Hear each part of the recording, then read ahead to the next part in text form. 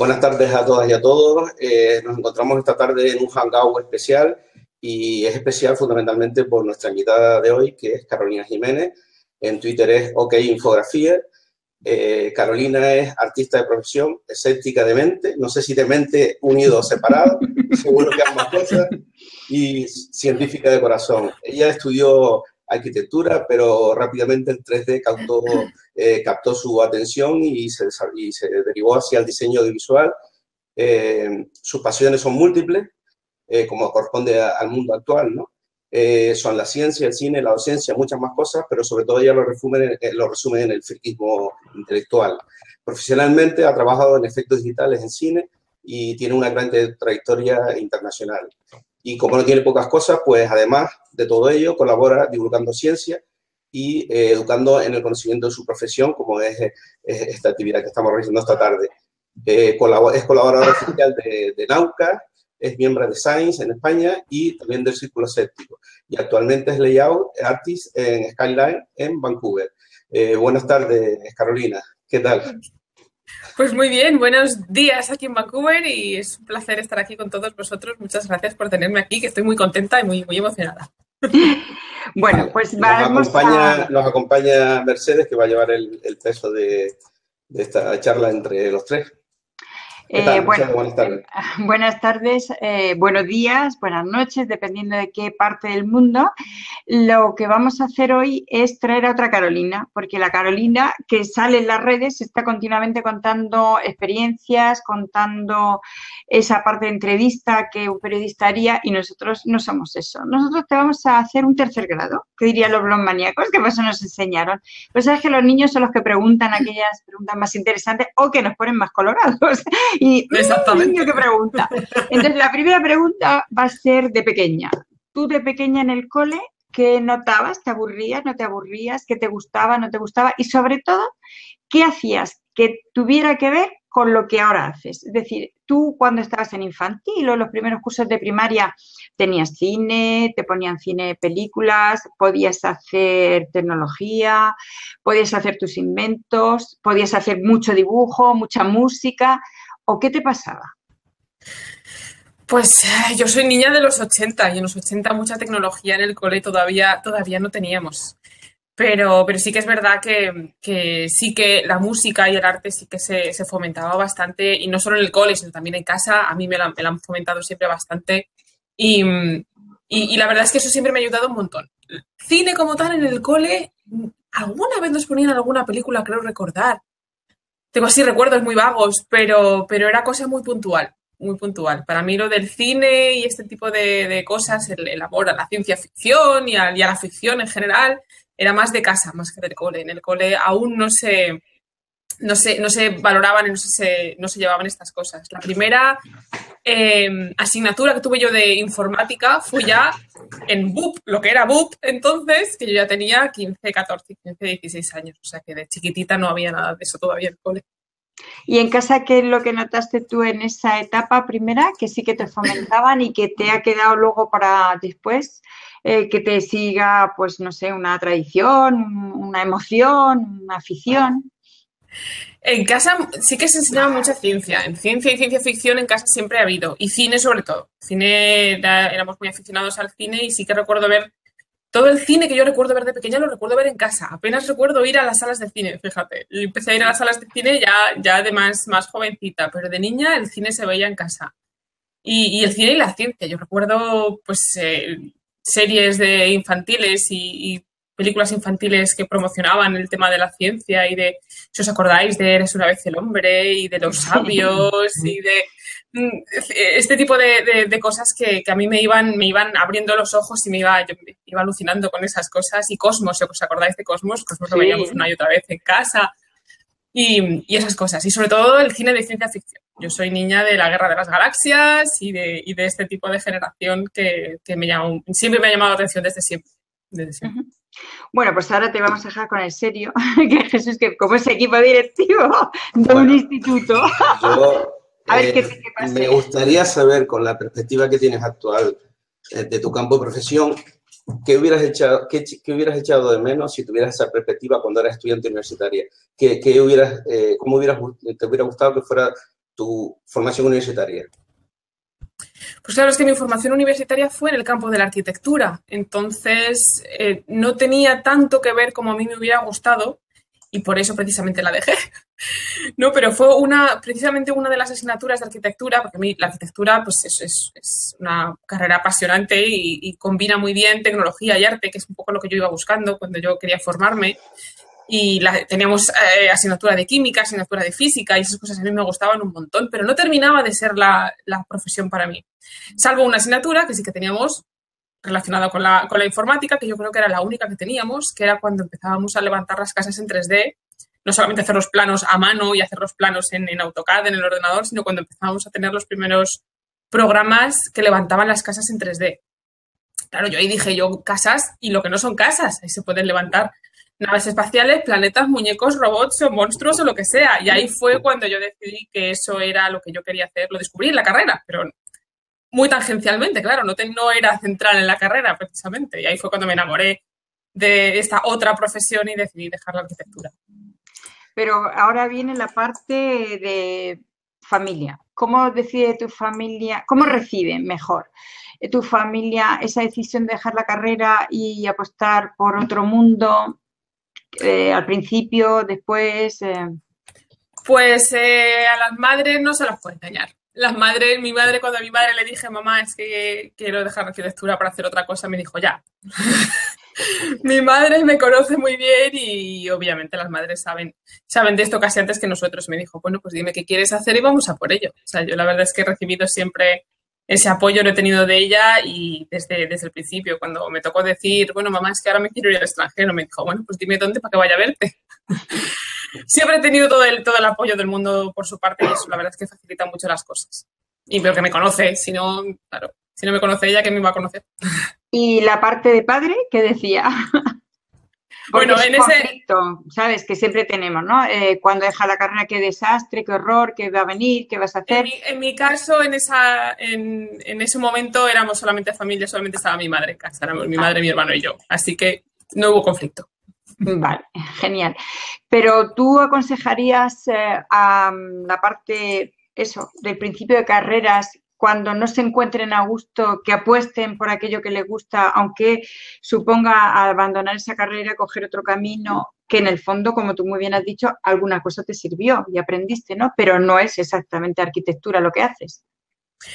Me sirvió porque toda educación es pues positiva y sin duda es una carrera muy interesante, claro que sí, aprendí un montón, historia del arte y muchas cosas muy interesantes.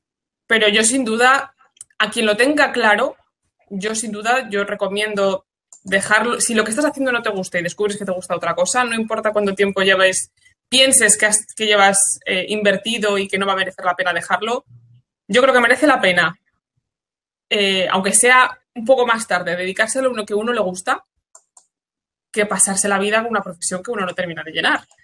Yo soy de las que piensa que vida no hay más que una, que sepamos, y que merece la pena intentar ser feliz. Y dedicarse a lo que uno ama es un privilegio. Así que tengo mucha gente que me escribe de vez en cuando diciéndome, oye, es que acabo de descubrir hace poco los VFX o el cine, porque esto es una profesión que no se conoce demasiado todavía. Y hay gente que la descubre tarde. Tengo ya 40 años, tengo ya 35 años. ¿Tú qué opinas? Es muy tarde. Gente con 27, tengo 27, pero claro, no es lo mío. Es demasiado tarde para mí. Obviamente yo no puedo tomar la decisión por ellos, ni mucho menos, pero mi consejo es siempre, si lo tienes claro, inténtalo. Es mejor intentarlo que quedarse siempre con la espinita de lo tenía que haber hecho. Jesús, sí, si te parece, vamos a preguntarle ahora ya por su emoción pura y dura. Así que empieza tu plan serio para que nos cuente su filmografía y luego yo le voy buscando las preguntas así, de la otra parte de lo que sería el trabajo de orientación, ¿no? Esta parte tan bonita que estás contando de, bueno, arriésgate, sé feliz, ajustate, ¿qué podrías hacer? El riesgo. Entonces le dejamos la palabra a Jesús que te pregunte por la parte seria de todo tu trabajo actual.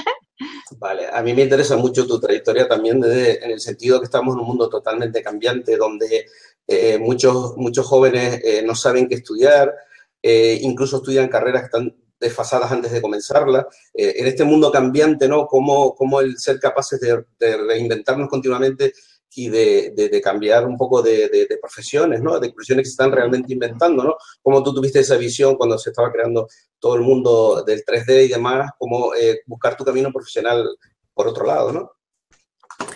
Y no es fácil, y obviamente cada caso, cada persona es un caso y yo no soy quien para decirle a nadie lo que tiene que hacer con su vida, ni mucho menos, ¿no? Y que yo lo hiciera no quiere decir que sea fácil.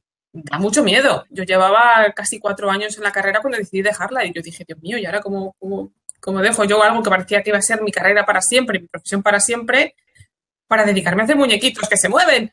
Pues asusta un montón y no siempre, claro, ahora todo lo pasado es fácil decir, tomé la decisión adecuada y todo ha salido bien, pero hubo muchos baches y a no todo el mundo le sale igual de bien y a lo mejor a mitad de camino vuelves a cambiar de opinión y no pasa nada, ¿no? Mi consejo es a lo mejor no tomarse las cosas excesivamente en serio. Las cosas no son tan graves como parecen cuando estamos en mitad del problema. Tenemos permiso para cambiar de opinión, tenemos permiso para cambiar de dirección, para equivocarnos y tampoco pasa nada, aprender de los errores, volver a comenzar, buscar mejores opciones y no pasa nada, realmente no pasa nada. Se acaba llegando a donde uno quiere ir a fuerza de no pensarlo demasiado y disfrutar del camino. Pues entonces, si te parece, ¿por qué no nos dices algunos títulos que está la gente mirando para que se queden absolutamente sorprendidos de lo que produjo tu cambio? Entonces, de esa filmografía, ¿qué títulos recuerdas con más cariño? ¿O cuál te sorprendió? ¿O qué efecto especial fue mejor? Pero dándonos los nombres, que nos dejes así como con... ¡Ah, Dios mío!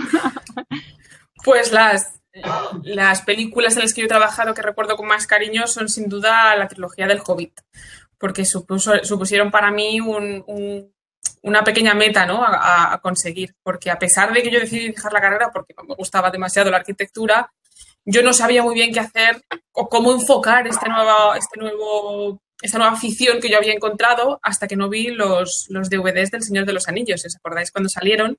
Que los DVDs tenían unos documentales chulísimos en los que se iba mostrando cómo se iba haciendo la película y cómo pues todo, desde las manualidades, los monstruos, las maquetas, hasta que llegaron a la parte digital. Y cuando yo vi aquellos documentales donde veía cómo artistas digitales trabajaban en el cine tras de un ordenador, ahí fue cuando dije, yo quiero hacer eso.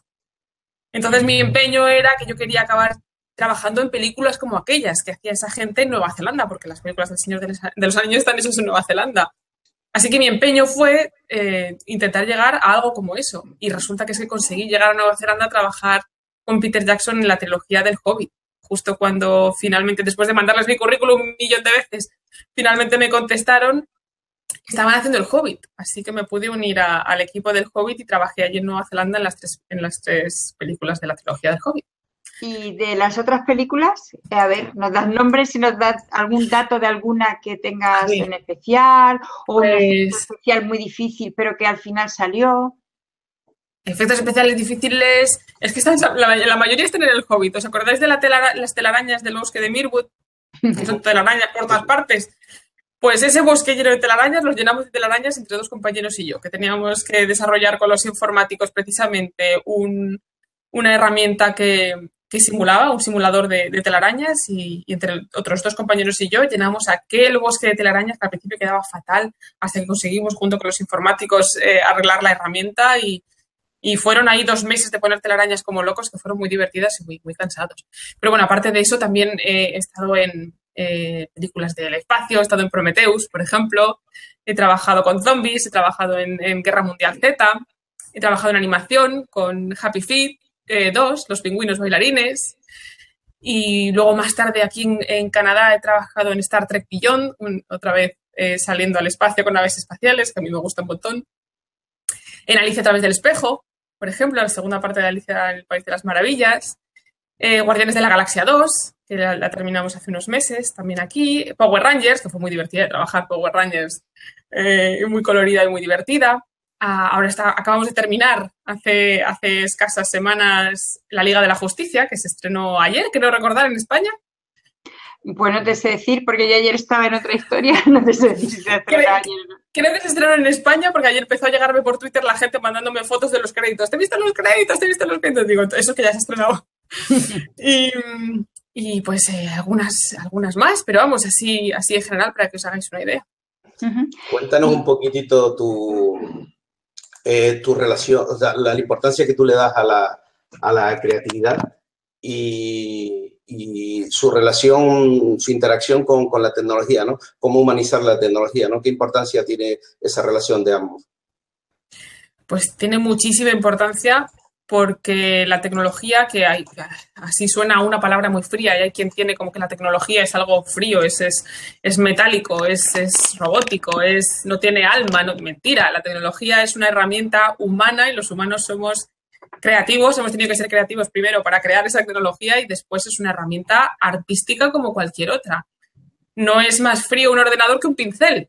Necesita un artista detrás para poder hacer arte con él y obviamente no, salvando las distancias, ¿no? Pero lo que quiero decir es que son herramientas que pueden utilizarse perfectamente para cosas muy creativas y muy artísticas. Sin una mente detrás que las cree y que las use, pues no son demasiado útiles. Son mi herramienta principal. Nosotros hacemos películas y nos consideramos artistas, ¿no? Nuestro currículum pone que somos VFX artist o animation artist. Somos artistas, pero utilizamos ordenadores. De modo que lo que tenemos que hacer, yo creo que es dejar de lado ese concepto de la tecnología, que es algo frío y calculador, y ver que tiene una parte tremendamente humana y que es una herramienta para artistas muy, muy creativa. Ahí hay una parte que has comentado antes que me gustaría un poco destacar y es cuando has dicho, trabajamos al lado de los informáticos, es decir, ¿qué parte crees que ha aportado la robótica para pasar de aquellas maquetitas que, por ejemplo, hemos entrevistado a Reyes Abades con sus efectos especiales o ahora en Muces hay una exposición de Emilio con esa maquetita, ese muñequito, a la nueva versión, ¿no? Donde trabajas como un artista, pero detrás de un ordenador, una pantalla plana y no tienes realmente el pincel, pero sin embargo estás pintando el mundo. ¿Qué parte introduce ahí la robótica, la tecnología, el equipo multidisciplinar? Pues nosotros usamos la herramienta, pero la herramienta la tiene que desarrollar alguien. Entonces, en todos los estudios de cine y de animación del mundo hay un departamento de IT y un departamento de desarrollo, que son los informáticos, los programadores, que son los que crean esas herramientas, pero no las crean en un vacío ellos solos, en una habitación ellos solos, las crean mano a mano con nosotros, porque somos nosotros los que les decimos cómo creemos que debería mejorarse la herramienta, cómo la vamos a usar, los que la probamos cuando los desarrolladores la terminan o la están trabajando en ella y tenemos que trabajar mano a mano. O sea, un informático, un desarrollador de una herramienta informática, sin el artista no sabe por dónde ir y el artista sin la herramienta no podemos trabajar, de modo que trabajamos codo con codo y es un buen ejemplo el de las telarañas que os he puesto antes, porque es que literalmente estábamos trabajando mesa con mesa, nos tuvimos que cambiar de mesa para estar juntos porque éramos nosotros los que sabíamos cómo queríamos que la herramienta trabajara para que fuera artísticamente útil y para poder sacar el máximo partido a lo visual que esa herramienta nos daba. Y el pobre desarrollador tenía que ir viendo cómo poder darnos esas soluciones que nosotros demandábamos, de modo que en cierto modo, incluso los desarrolladores son artistas, también tienen que comprender, tienen que pensar como un artista, tienen que comprender que la herramienta va a ser un pincel para un pintor, por decirlo de alguna manera. Así que somos equipo, sí, somos el mismo equipo, somos exactamente el mismo equipo. Esa era la idea. ¿Qué idea de equipo habéis encontrado en la tecnología? ¿Habéis sido capaces de superar juntos esos retos que nos salen y una vez y otra vez hasta que encontráis? ¿Qué os ha hecho crecer como personas en entornos distintos, ¿no? El artista con el tecnólogo o con el programador. Totalmente. No, estamos cojos los unos y los otros. Eso está clarísimo. Y más en una profesión como la mía, que ya te digo, la herramienta es exclusivamente informática.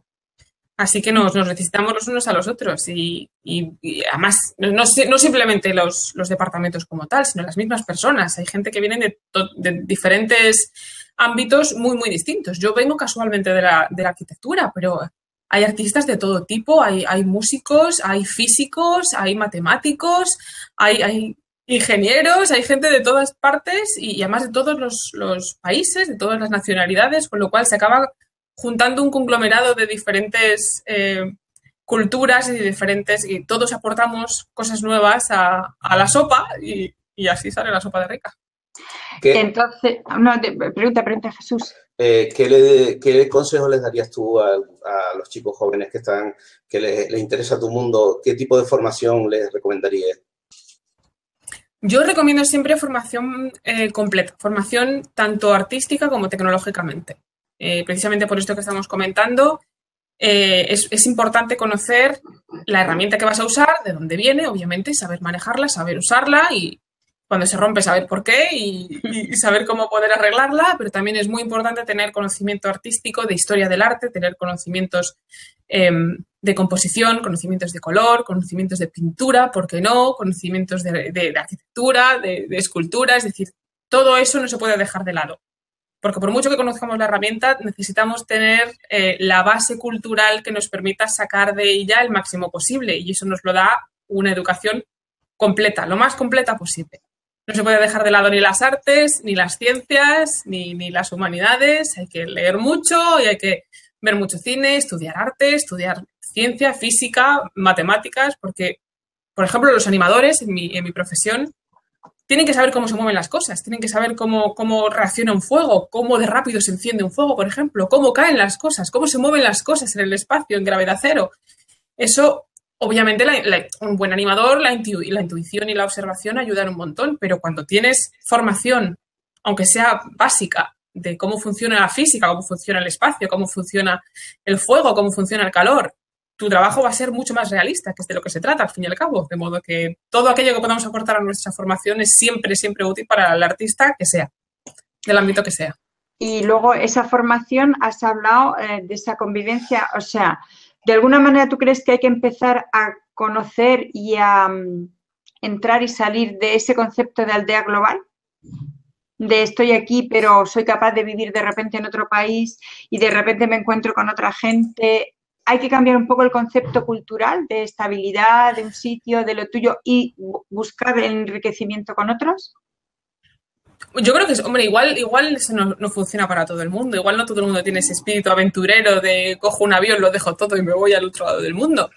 Pero si se tiene ese espíritu, yo creo que hace falta escucharle porque se aprende muchísimo viajando. Se abre mucho la mente conociendo otras culturas, hablando otros idiomas, viendo cómo en otros países lejanos se entienden las cosas de diferente manera o igual a la tuya. Se aprende mucho de uno mismo viajando y viendo cómo piensan y cómo actúan los demás. Viajar es una maravilla, ¿no? A quien tenga ese pequeño espíritu, yo sí que lo recomiendo. Y además está cambiando, queramos o no. Lo decía mi madre, más de la mitad de las amigas de mi madre tienen los hijos fuera de España, tienen unos por aquí, otros por allá, otros que es en Suiza, otros en América. Entonces, es algo que la generación anterior no sucedía, de modo que poco a poco el mundo en ese sentido se está haciendo más pequeño, es más asequible, es más posible movernos y si se quiere yo lo recomiendo un montón. Uh-huh.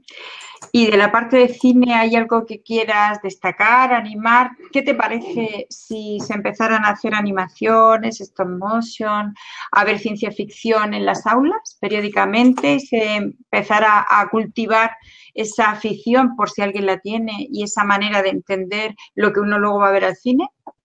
Es interesante, ¿no? Pues nunca me lo había planteado si mostrar cine en las aulas. Es que como el cine ha estado siempre tan en el ámbito del ocio, yo creo que hay ciertas películas y de cierta temática que es útil que los chavales, los alumnos, además de ver en formato libro, también lo vean en formato audiovisual. Hay algunas películas que merecen, porque enseñan mucho, porque, pues, yo qué sé, películas históricas o películas en las que con ciertos valores que yo creo que entran de diferente manera si se ven para un chaval sobre todo, ¿no? Si se ven en forma de película, que si no simplemente se leen en un libro de texto, de modo que yo creo que podría ser un complemento que puede reforzar muchos conceptos y puede reforzar la educación. Como asignatura, a lo mejor sería otro debate, ¿no? Pero sí a lo mejor mencionarlo y nombrarlo como una más de las artes, que sin duda es, porque el arte de contar historias, que es tan ancestral como desde que vivíamos en las cavernas y nos juntábamos alrededor de una hoguera a contarnos historias, es hoy en día lo que hacen las películas, de modo que es una forma de arte más que los chavales deben conocer. Uh-huh. Jesús, ¿te parece que cierres tú el apartado segundo del segundo grado? Porque tenemos que entrar en el comprometido, el tercero ya. Yo creo que nos has abierto mucho debate, ¿no? Del cine. Entonces, vamos a dejarle a Jesús que cierre la parte de cine, de filmografía, de qué pasaría con el cine en las aulas. A ver qué pregunta te hace él y entraremos en el tercer grado. Sí, me ha interesado mucho lo que has comentado en esta última intervención sobre el cine en las aulas. Es que es fundamental que vivimos en un mundo visual, totalmente visual, ¿no? Y que tiene otros códigos, otros lenguajes, y este tipo de cosas las deben conocer los alumnos, pero no solo como consumidores, sino también como productores de contenido, ¿no? En este sentido, con Mercedes estamos, hicieron Conducta, la red social de cine y educación, estamos desarrollando un proyecto muy interesante en colaboración con las productoras de cine.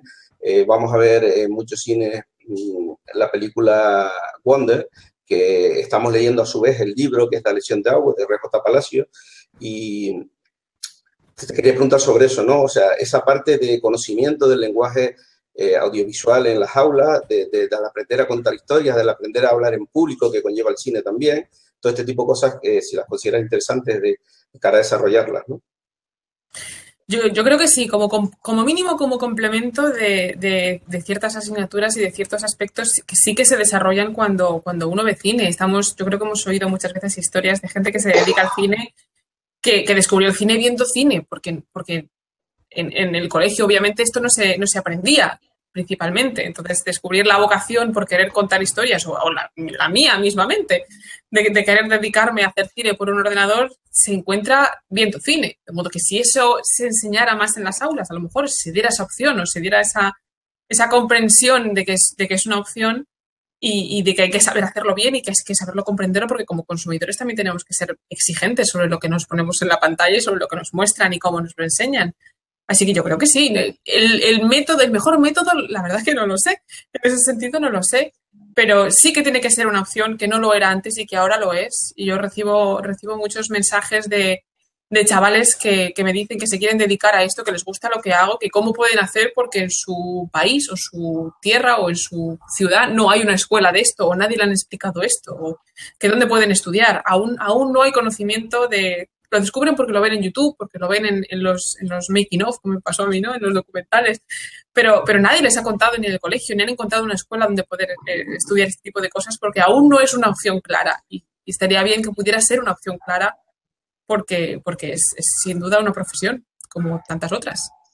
Bueno, pues entonces, si te parece, para cerrar este segundo bloque, lo cerramos con el gran aplauso que seguro te van a dar los profesores de artísticas de España, que ha reivindicado perfectamente esa parte, y la parte de los profesores de ciencia, porque por fin hemos metido esa A que nos hacía falta en el STEAM, y has puesto bien claro que todo tiene que estar junto, y la parte más bonita de ciencia, que es los equipos multidisciplinares y que todo vale para hacer incluso cine de animación.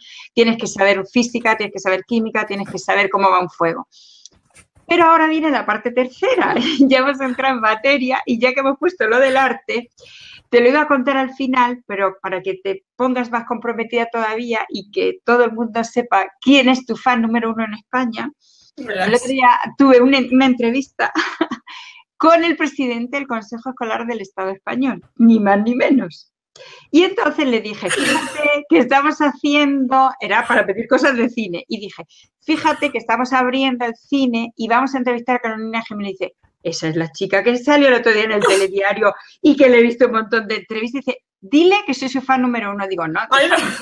Digo, dame permiso para decírselo en público que eres su fan número 1. Digo, porque nada mejor para nosotros que saber que el presidente del Consejo Escolar del Estado toma muy en serio lo que dice Carolina Jiménez. Así que las artes... Sin presión, sin presión. Ahora pasamos... Pues cuánto me alegro. Fue muy interesante y además, fíjate, para mí, o sea, dije, no me lo puedo creer, y nos dio permiso para decirlo, obviamente. Entonces, en la tercera parte... Desde aquí le mando un saludo, que gracias. En especial. La tercera parte, lo que queremos es ver tu parte esa que nos ha fascinado. Entonces, vamos a ver con Jesús, que empiece, porque como él es muy amigo de un amigo tuyo común, pues a ver por dónde y has conocido, qué pasa con, y le pasamos la palabra a Jesús, que te pregunte por un amigo tuyo que también conoce más científico. Bueno, yo no sabía, me lo comentó Mercedes, que conocías a Javier Santaolalla, y un poquitito queríamos ver tu experiencia con él, cómo lo has conocido y cómo has coincidido con él en ese compromiso social que tienes tú también junto a él y todo su equipo de Big Bang y demás, no solo en hacer ciencia, sino en hacer que la ciencia llegue a todos los ámbitos, ¿no? Divulgar el terreno científico a todos los campos y a toda la población. Pues curiosamente a Javi no le conozco en persona. Fíjate, lo que es la tecnología, que podemos conocernos digitalmente y colaborar en proyectos comunes sin habernos visto nunca en persona. Estuvimos a punto porque anduve yo por Canarias en mayo en unas charlas que estuve dando, pero no pudo ser posible vernos. Pero resulta que Javi es miembro, además de Big Bang y además de tener... escribir sus libros y las 1000 cosas que hace, que es otro que no sé ni cómo le da tiempo, pues es miembro de Naucas. También es miembro de Naucas, que es una plataforma de divulgación científica y escéptica en español, una de las más importantes que hay. Y resulta que es una plataforma a la que también pertenezco yo como colaboradora, que soy de las pocas no científicas y que yo no sé por qué me tienen ahí, porque están muy locos, pero yo estoy encantadísima de formar parte de ese equipo. Y gracias a Naucas, pues yo sabía del trabajo de Javi, sin duda. Y yo era muy fan de su canal de YouTube, que tiene sus 2 canales de YouTube en los que cuenta cosas de física. Y entonces tuve un día que, bueno, se me ocurrió uno de los vídeos que yo quise hacer para divulgar estas cosas que yo intento divulgar mezclando cine y ciencia, que no es fácil siempre. Se me ocurrió hacer un vídeo sobre el color, sobre qué es el color, cómo funciona el color y cómo se usa el color en el cine, ¿no? Intentando mezclar pues, la explicación científica sobre el color y después la explicación artística sobre cómo se usa el color en el cine. Y dije, bueno, obviamente yo puedo explicar lo que es el color desde el punto de vista de la ciencia, no de la física, digo, pero lo que estaría muy bien sería tener un invitado, como invitado en mi vídeo, a un físico que lo contara, que lo va a contar mejor que yo, y quién mejor que Javi. Se lo propuse, digo, oye, Javi, que estoy haciendo un vídeo, ¿te apetecería? Y dijo, sí, claro que sí, tal y cual. Estuvimos hablando por mail y por Skype y tal, y le encantó la idea. Entonces, en mi vídeo sobre el color, tengo como invitado a un físico que es Javi, que es mi querido Javi, y sale explicando desde el punto de vista de la física qué es el color para después yo contar cómo el color se emplea en el cine. Y nos lo pasamos tan bien y quedó tan bien, tan chulo y tan divertido el vídeo que hemos hablado para hacer más colaboraciones, porque él quiere también hablar de la física en algunas películas, entonces me quiere tener a mí también de invitada en sus vídeos y vamos a ver si conseguimos que sea una colaboración más o menos común en el que entre los dos pues mezclamos física y cine, ¿por qué no? Básicamente. Luego, la divulgación, tenemos claro que la inteligencia artificial nos ha ayudado a que podamos divulgar ciencia de una manera, como estás diciendo, muy cálida y humana, que haya encuentros para hacer cosas con gente que no se conoce, que no está físicamente junta y, sin embargo, puede tener lo que nosotros decimos la emoción 2.0, de conocernos y de tener una meta común. Eso en cuanto a divulgación, pero has dicho una parte muy interesante, que es la que va a ser ya el súper tercer grado, que es el activismo. A mí me encantó cuando encontré, estudiando a ver qué podíamos preguntarte para que fuera distinto y demás, un tema que me parece fundamental. Está claro que has trabajado en sitios donde se habla en inglés y hablas en inglés. Sin embargo, tú dices que quieres grabar en español tus vídeos y hacer una labor divulgativa en español, y acabas de decir de Naucas, una plataforma en español, y el español, el que no está empoderado, pero sí hablado por mucha gente, incluso en Estados Unidos, con gran cantidad de gente que habla en español. ¿Por qué ese compromiso activista claro decides hacer cosas en español? ¿Qué es lo que te mueve? Pues lo primero que me mueve a intentar compartir y divulgar y contar lo que hago es la comprensión de que yo no he llegado aquí yo sola. Yo no he llegado a donde estoy yo sola. Yo he llegado aquí porque ha habido gente que me ha ayudado. Ha creído en mí, ha contestado a mis preguntas cuando yo tenía muchísimas dudas en mis comienzos, y ha habido gente que me ha ayudado un montón. Pues soy consciente de que no he llegado aquí sola. Entonces me siento muy agradecida por todos aquellos que empezaron antes que yo y que me pudieron ayudar. Entonces, mi manera de tratar de devolver ese favor, no a ellos, porque no puedo, sino al universo en general, me siento en deuda con aquello que se hizo por mí. Intento devolverlo haciendo lo mismo por los que vienen detrás de mí. Me parece que es importante ser consciente de eso, de que quien ha recibido ayuda tiene después la obligación de darla. Entonces, eso por un lado. Y por otro lado, yo comprendo que mucha de la gente que me escribe cuando yo empecé a hacer esto un poco, pues a ver si se me da bien, no sé si habrá buena respuesta, no sé si a la gente le gustará. Cuando empezó a oír buena respuesta, lo que me di cuenta es que había mucha gente que me preguntaba cosas me hacía preguntas cuya respuesta yo había encontrado online, pero en inglés. Resulta que hay muchísima, como es lógico todavía, hay muchísima más información en la red en inglés que en español. En español todavía hay muchísima menos. Entonces, pues ese fue, digo, bueno, pues aquí obviamente hay un hueco, hay un vacío que puedo intentar ayudar a rellenar. Y esa fue un poco la idea, intentar rellenar ese hueco porque obviamente la comunidad hispanohablante en el mundo es enorme. Sin duda no me puedo limitar a mi país, que es España, sino que tenemos que pensar en toda Sudamérica o casi toda Sudamérica, que están avidísimos y muy, muy, muy necesitados de saber y de comprender y de conocer. Entonces, pues me parece una labor fundamental, porque en español todavía no hay tanta labor, tanta información como hay en inglés. Lo cual no quita que yo siempre recomiende estudiar inglés. Es fundamental estudiar inglés y aprender inglés, porque el mundo, tal y como es, se mueve en inglés y mi trabajo se hace, incluso en España, es muy necesario saber inglés, en cualquier país hispanohablante, pero yo creo que es responsabilidad de todos también tener información al alcance de la mano de aquellos que hablan español y ¿por qué no? Que somos muchísimos. Bueno, lo primero es que se te queda sin palabras. No, es que me quedé sin palabras porque me sorprendió que estuvieras en Canarias y yo no me hubiera enterado. Eso es lo primero. Vale, en mayo estuve en Animayo, en el Festival de Cine de Animayo. En mayo, lógicamente. Qué bueno. Y lo segundo, un poquitito, es que nos hables un poquitito en qué consisten tus labores de divulgación de tu profesión, ¿no? ¿Qué actividades realizas en ese sentido? Voy un poco a improvisar, porque de esto tampoco sé demasiado. Empecé pues a ver qué tal se daba y a ver, porque como decía Carl Sagan, ¿no? Hablar de lo que a uno le gusta cuando uno está enamorado es imprescindible hablar de ello. Pues cuando a uno le gusta lo que hace, pues hay que hablar de ello también, ¿no? Uh-huh. Y parece ser que lo que mejor funciona son los vídeos de YouTube, que estamos en la época de los youtubers, y los artículos en mi blog. Entonces, lo que intento combinar ambas cosas. Los vídeos obviamente me llevan bastante más tiempo, con lo cual no puedo hacer tantos como me gustaría porque no tengo mucho tiempo, pero intento combinar los vídeos didácticos con artículos educativos en el blog. En el blog pues hago listados de escuelas de 3D hispanohablantes en países hispanohablantes o recursos para poder estudiar cine y animación online, ese tipo de cosas quedan mucho mejor en un artículo porque se pueden pinchar los enlaces, porque puedo contestar a preguntas, porque la información queda escrita para todo el que la quiera ver. Y luego, pues eso, vídeos educativos en los que hablo pues un poco de cine. Intento mezclar cine general, como para qué sirve una claqueta de cine, por ejemplo, que fue uno de mis primeros vídeos, con cosas más específicas de mi profesión, contar cómo funciona el método de trabajo en un estudio de VFX y de animación y cosas por el estilo. Así que voy un poco a lo que va surgiendo, no tengo tampoco método, voy improvisando.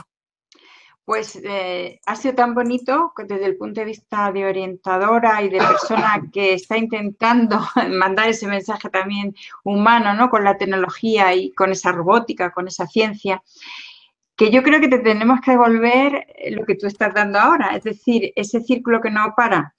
Entonces yo voy a hacer una llamada porque tus vídeos son tan claros, tan estupendos, que qué pasaría si en las aulas de España, ahora mismo, o en las aulas de Latinoamérica, o en las aulas de los profesores que están enseñando en español en otras partes del mundo, que también están metidos en la red, de alguna manera te devolviéramos qué estamos haciendo a través de esa ciencia que tú estás divulgando o de ese efecto especial.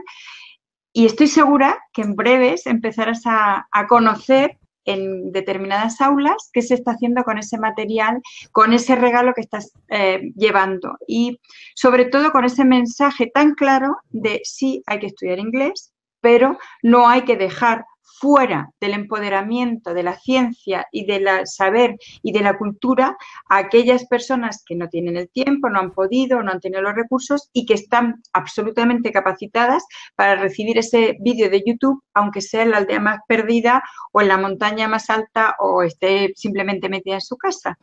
Entonces, yo no sé, Jesús, si quieres preguntar algo más. pero yo creo que este cierre de broche absoluto, donde el modelo natural de emocionarte para emocionar, que diría Paco Porateruel desde la neurociencia, no ha podido quedar más claro en tu mensaje, en tu verdad de vida, que no es ni más ni menos que la tuya y que cada cual escoja. Pero sí que yo creo que vamos a hacer ese llamamiento a devolverte ese regalo que tú das porque previamente te lo dieron a ti.